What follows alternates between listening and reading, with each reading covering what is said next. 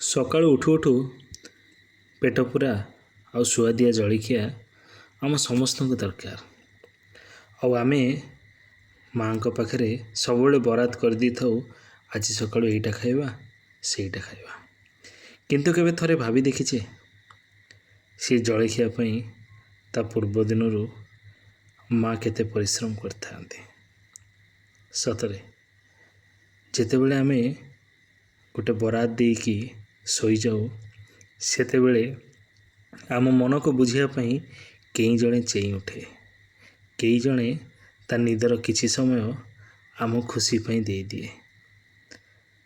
ଆଉ ଏକୁଟିଆ ନିରୋଳା ରାତିରେ ବସି ଆମ ମନ ପସନ୍ଦ ଏଣ୍ଡୁରି ପିଠା ହଉ, ଚକୁଳି ପିଠା ହଉ କି ପୁରୀ ତରକାରୀ ହଉ, ଆମ ମନ ପସନ୍ଦ ଖାଇବା ତିଆରି କରିବା ପାଇଁ ତା ନିଦର କିଛି ସମୟ ବଳିଦାନ ଦେଇଦିଏ।